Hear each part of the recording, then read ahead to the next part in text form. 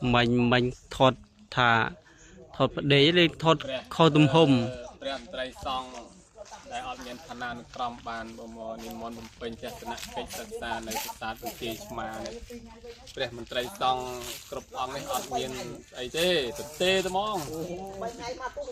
រត់តែបច្ច័យថ្លៃឡានថ្លៃពេលអត់មានទេប៉ុន្តែឆាកបានហ៎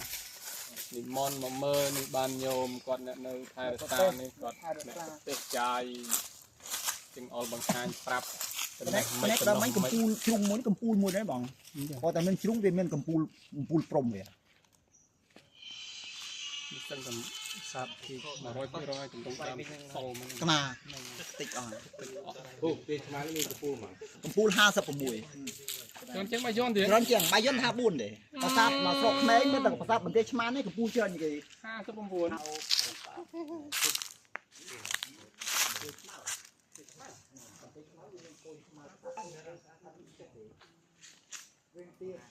មកអត់មានធ្វើទូក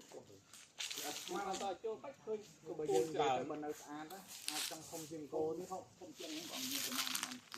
តាក់នឹងគោទៅយើងមើលកំពេងតាមគាត់នេះអាចធំហ្នឹងកំពេងនេះឲ្យជាងបើជាន់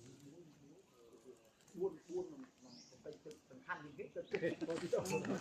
លឿនអញ្ចឹងចាមិនទៅណារឿងព្រះអង្គឥឡូវមិនទៅធ្វើណាគាត់និយាយខាងប៉តាឥឡូវខ្ញុំថាខាងនេះគេកាន់អញ្ញាលឿនគេកាន់អញ្ញាគេនេះគាត់ទេដល់ថាព្រះប្រេតពៀនទៅគាត់គិតឃើញរត់បាទទូព្រះប្រេតពៀនទៅ 2000 ឆ្នាំជាងនៅលោកនៅតែមានកំហុសខ្ញុំនេះជើងអីគេខ្ញុំណាបងជើងចាក់អីគេ អានេះជាងចាក់សូឡាលើបង សូឡា ណាដាក់សូឡាកំភ្លឺដោយសារយើងដាក់ពីដើមមិនដាក់ឈូសទាំងអស់នេះដោយសារយើងដាក់ទូភក់ត្រៃមិនវាអត់នេះទេបងដោយសារយើងអត់តូណានេះនៅពាក់ពូននេះយកទាំងខែនេះអត់នេះបានដកចាញ់នោះឲ្យមិនវាភ្លឺ លឺទៅគឺជុំវិញហ្នឹងបើដល់មិញប្រសាទនឹងទៀលចូលមកពីពូននេះទៅពូនមិនអត់តាមទូដាក់វាចាញ់ខ្លាមកនោះលូននេះឲ្យយកបាញ់ទៅទៀតបានណាដល់ឲ្យដាក់ពូនកងមួយឲ្យចោលទួពូនហ្នឹងចង់ឲ្យប្រសាទនេះមិនបានយកបាទ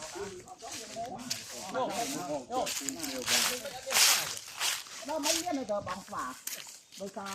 វាមុនវាមានដោយសារវាមិនចាស់គេចាស់គេពេលនេះគេយកចំណៃឲ្យមកដល់ចាស់គេឈប់មើលថេទៅវានូររស់នេះទៅវាចាញ់អត់